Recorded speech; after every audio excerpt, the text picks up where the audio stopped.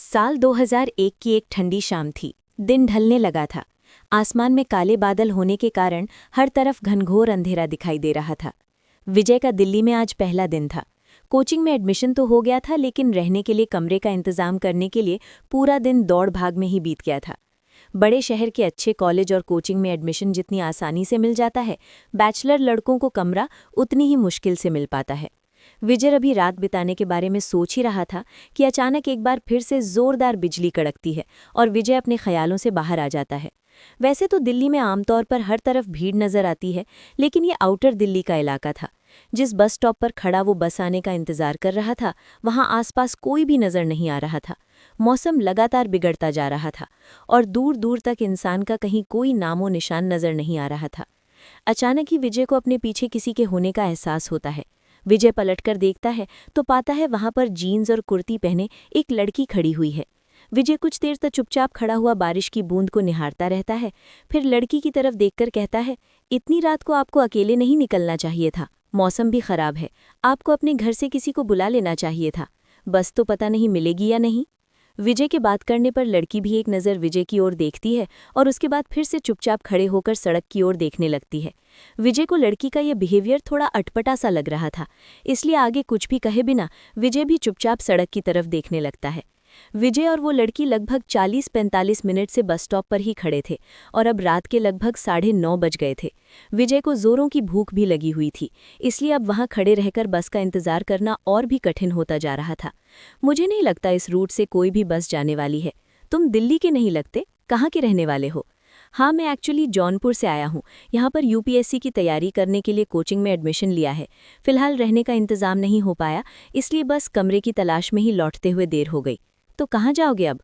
अब देखता हूँ, रेलवे स्टेशन के पास किसी लॉज में रुक जाऊंगा। तुम्हें रहने के लिए जगह की ज़रूरत है? वैसे मेरी सोसाइटी में फ्लैट खाली है, अगर तुम्हें ज़रूरत हो तो मैं हेल्प कर सकती हूँ। ओके, आप कहाँ रहती हैं आप? बस यहाँ से कुछ दूर पर मेरा फ्लैट है, मैं वहाँ रेंट पर रहती हूँ। आप चलिए, मैं आपको अपना फ्लैट दिखा देती हूँ। अब इतनी रात को चलना ठीक होगा क्या? आप मुझे एड्रेस दे दीजिए, मैं सुबह आता हूँ। ना, ये दिल्ली है, यहाँ कभी रात नहीं होती। और तुम कौन सा लड़की हो जो घबरा रहे हो? वैसे भी यहाँ बस स्टॉप पर रात बिताना सेफ नहीं, सामने ही कब्रिस्तान है। कई बार लोगों को पैरानॉर्मल एक्सपीरियंस हुए हैं। भूतों पर तो विश्वास करते होगे ना तुम? कभी महसूस किया है आधी रात को सन्नाटे के बीच किसी की प्रेजेंस को? क्या आप भी, ये भी कोई वक्त है मजाक का? विजय कुछ पल के लिए सोचता है और फिर लड़की के साथ चलने के लिए तैयार हो जाता है। तुम नज़दीक में ही रहती हो, फिर आधी रात तक बस स्टॉप पर क्यों खड़ी थी? तुम तो आसानी से वॉक करके जा सकती थी ना।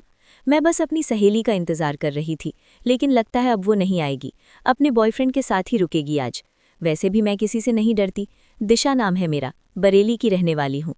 कुछ दूर तक पैदल चलने के बाद विजय और दिशा एक पुरानी सी कॉलोनी के पास पहुंच गए। ये कोई सरकारी कॉलोनी नजर आ रही थी। कॉलोनी की एंट्रेंस पर एक लोहे का बड़ा सा दरवाजा था, जिसका पेंट जगह जगह से उखड़ा हुआ था। कॉलोनी बड़ी पुरानी और सुनसान लग रही है। थोड़ी अजीब नहीं है? तुम यहाँ रह लेती हो? हाँ, यहाँ ज्यादा लोग नहीं रहते, खाली है काफ़ी मकान। ये 3 नंबर वाला मकान खाली है, तुम चाहो तो आज वहीं रुक जाओ। मैं भी यहीं आगे जो 2 मकान छोड़कर घर दिख रहे हैं ना, वहाँ रहती हूँ। पूरी कॉलोनी अंधेरे में डूबी हुई थी, हर तरफ सन्नाटा था और झिंगुर की तीखी सी आवाज़ के अलावा वहाँ कोई आवाज़ सुनाई नहीं पड़ रही थी। दिशा को हाथ से बाय करते हुए विजय 3 नंबर वाले मकान का दरवाज़ा खोलकर अंदर जाता है और जैसे ही लाइट्स ऑन करता है, उसे अपने सामने दिशा खड़ी हुई दिखाई देती है। दिशा, तुम तो चली गई थी ना, अंदर कैसे आई तुम? अरे तुम्हारे साथ ही तो अंदर आई हूँ, अंधेरे में ध्यान नहीं दिया तुमने। अच्छा सुनो, यहाँ पर एक बेड भी है, 1 हफ्ते पहले ही खाली हुआ है ये रूम, अभी रहने लायक होगा। तुम्हारे पास रहने की जगह नहीं है, इसलिए आज रात तुम यहीं सो जाना, सुबह मिलते हैं। विजय कभी सोच भी नहीं सकता था कि दिल्ली जैसे अनजान शहर में पहले ही दिन कोई खूबसूरत लड़की उसे मिल जाएगी और उसकी इतनी मदद भी करेगी। रात बिताने के लिए विजय अंदर जाकर बेड पर लेट जाता है। अगले दिन सुबह जब वो उठता, उसे दिशा के हाथ का लिखा हुआ गुड मॉर्निंग नोट उसके दरवाजे पर लगा मिलता। वे दोनों अक्सर साथ में बैठकर घंटों बातें करते और अपने भविष्य के सपने सजाते। कुछ दिन बाद दिशा, कॉलोनी में इतना सन्नाटा रहता है, बाकी मकान खाली हैं क्या? कभी कोई आवाज़ सुनाई नहीं देती, कभी कोई आता जाता नजर नहीं आता। क्या बात है, तुम्हारा मन नहीं लगता क्या यहाँ पर? बाकी लोगों की याद क्यों आ रही है तुम्हें? बताया था ना, यहाँ रहने वाले लोग डिस्टर्बेंस पसंद नहीं करते, इसलिए ज़्यादातर घर के अंदर ही रहते हैं। नहीं, मन लगने जैसी कोई बात नहीं है, तुम हो ना मेरे पास, बस मैंने ऐसे ही पूछ लिया। विजय ने महसूस किया कि दिशा की आंखें इस बात के जवाब में थोड़ी बदल सी गई हैं और लहजा थोड़ा सख्त हो गया है। शायद दिशा पॉजेसिव हो रही है। उसे मेरा किसी और के बारे में पूछना अच्छा नहीं लगा। हर गुजरते दिन के साथ विजय दिशा के और नज़दीक आता जा रहा था। जनवरी की खूबसूरत ठंडी शाम थी। विजय अपने फ्लैट की छत पर दिशा के कंधे पर सर रखकर बैठा हुआ था।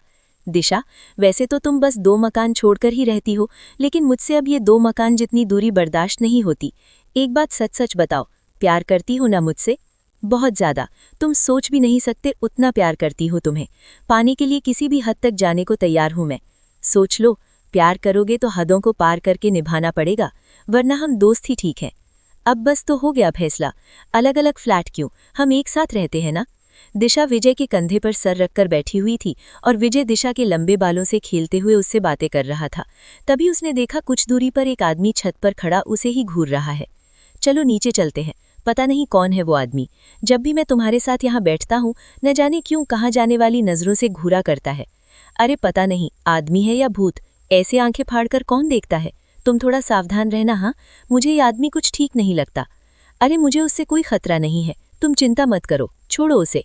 विजय के कहने पर दिशा अब उसके फ्लैट में ही शिफ्ट हो गई थी। दोनों लिव इन में रहने लगे थे और एक दूसरे के साथ दोनों ही बहुत खुश थे। अरे यार, कुछ सिम खत्म होते ही तू ऐसे गायब हो जाता है जैसे गधे के सर पर सिंग। अरे भाई, अब तो 1 साल बीतने को आया, अब तो हमारे साथ थोड़ा टाइम बिता लिया करो। इतने भी बुरे नहीं है कि हम तुम्हारे साथ 2 बात भी ना कर सके। वो क्या है ना कि दिशा की कोचिंग दिन में ही खत्म हो जाती है। वो बेचारी पूरा दिन मेरा ही वेट करती रहती है, अकेले परेशान हो जाती है, इसलिए मैं जल्दी घर भागता हूँ। दिशा, मतलब तुम शादीशुदा हो? अरे नहीं, शादीशुदा नहीं हूँ, दिशा मेरी गर्लफ्रेंड है, हम दोनों साथ में ही रहते हैं। ओ भाई, गजब बात कर रहे हो, मतलब बिन फेरे हम तेरे। तब तो मिलना पड़ेगा भाई, भाभी जी से। देखो, हमारे जैसे बेरोजगार बंदे पर इतना भरोसा करने वाली लड़की से एक मुलाकात तो बनती है, क्यों? मोहन की बात सुनकर विजय उसे अपने साथ कमरे पर ले जाने के लिए तैयार हो जाता है। सोसाइटी के गेट पर पहुंचकर मोहन देखता है कि सामने एक पुरानी सी टूटी फूटी खंडहरनुमा सोसाइटी दिखाई दे रही है। सोसाइटी में अंदर जाने के लिए गेट है जिस पर झाड़ियां लिपटी हुई हैं। अध खुले गेट से अंदर जाते हुए मोहन हैरानी से चारों ओर देख रहा था। तुम इस सोसाइटी में रहते हो? मजाक कर रहे हो ना मेरे साथ? सुबह से मजाक करने के लिए मैं ही मिला हूं क्या? नहीं यार, मजाक की क्या बात है, मैं सच में इसी सोसाइटी में रहता हूँ। जहाँ तक मैं जानता हूँ ये सोसाइटी पिछले 6-7 साल से खाली पड़ी हुई है। अरे यार, तू आउटसाइडर है, लेकिन हम तो यहीं दिल्ली में पैदा हुए हैं ना, हमें बेवकूफ़ बनाएगा? अरे तुझे गलत इन्फॉर्मेशन मिली है यार, तू चल, मैं तुझे दिखाता हूँ ना मेरा रूम। बेवकूफ़ क्यों बनाऊंगा? मोहन हैरानी से सोसाइटी के मकानों को देख रहा था। तभी मकान नंबर 3 के सामने जाकर विजय रुक जाता है।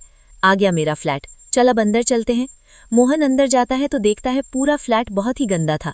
हर तरफ मकड़ी के जाले लगे हुए थे, सीलन से पूरी दीवारें काली पड़ गई थी और धूल और मिट्टी ने घर के फर्श को पूरी तरह से ढका हुआ था। विजय भाई, सही मजाक कर लेते हो? इस घर की हालत देख रहे हो? इस मकान की इतनी बुरी हालत है कि यहाँ पर इंसान तो क्या, जंगली जानवर भी नहीं रहेगा, और तुम कह रहे हो कि तुम इस मकान में रह रहे हो? मुझे खुद अपनी आंखों पर भरोसा नहीं हो रहा यार। मैं झूठ नहीं बोल रहा हूँ, मैं वाकई पिछले 1 साल से इसी मकान में रह रहा हूँ, और जैसा तुम्हें यह मकान दिख रहा है ना, ये ऐसा बिल्कुल भी नहीं है। मुझे खुद समझ नहीं आ रहा कि अभी कुछ घंटे पहले जब मैं इसे छोड़कर गया था तब ये ऐसा बिल्कुल भी नहीं था। कुछ घंटे में इस मकान की हालत इतनी कैसे बदल गई? अरे यार, बिल्कुल साफ सुथरा चमकता हुआ घर है ये। दिशा घर की बहुत केयर करती है। कहाँ है तेरी दिशा? दिखाई तो नहीं दे रही? तू तो कह रहा था कि तेरे रूम में ही रहती है। अरे ऐसे घर में कौन लड़की रहेगी? तेरा मानसिक संतुलन तो नहीं बिगड़ा हुआ है यार? अभी भी सच सच बता, तू ये सब मजाक कर रहा है ना? अरे यार, मेरा खुद दिमाग काम नहीं कर रहा, ये सब मैं क्या देख रहा हूँ? विजय के इतना कहते ही अचानक ही घर में जल रहा एकमात्र बल्ब फ्लक्चुएट करने लगता है और एक ठंडी हवा का झोंका उनके शरीर को छूकर निकल जाता है।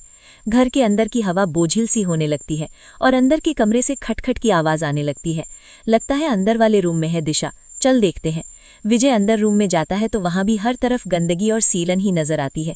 तभी उन्हें बाहर के कमरे से खटखट की आवाज आने लगती है। विजय अपने दोस्त को लेकर हैरानी से बाहर के कमरे में आता है। तभी उसे एक बार फिर अंदर के कमरे का दरवाजा पीटने की आवाज सुनाई देने लगती है। भाई, मुझे लगता है कि हमें यहाँ से चलना चाहिए, मुझे यहाँ कुछ ठीक नहीं लग रहा। तुझे जरूर कुछ तो गलतफहमी हुई है। मेरी बात मान, तू कुछ दिन के लिए अपने घर हुआ, तेरी तबीयत सही नहीं है, ऐसी हालत में तेरा यहाँ रुकना सही नहीं होगा। 1 मिनट रुक, मुझे याद आया, सुबह ही दिशा ने मुझे खाना पैक करके दिया था, लेकिन मैं टिफिन को ले जाना भूल गया। अभी भी वो टिफिन किचन में ही रखा होगा। रुक। विजय दौड़ता हुआ रसोई में जाता है तो देखता है कि वहां पर वाकई एक टिफिन रखा हुआ है।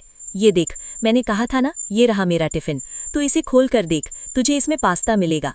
मोहन जैसे ही टिफिन को खोलता है डब्बा उसके हाथ से छूट जाता है। टिफिन के अंदर रखे हुए खाने में से गंदी बदबू आ रही थी और उसके अंदर छोटे छोटे कीड़े रेंग रहे थे। अच्छा चल, एक बार पड़ोसी से पूछ कर देखते हैं। विजय और मोहन बारी से सारे मकानों पर जाते हैं, लेकिन सभी मकानों की हालत बिल्कुल एक जैसी थी। सभी मकान खाली थे और उनमें गंदगी के सिवा कुछ नजर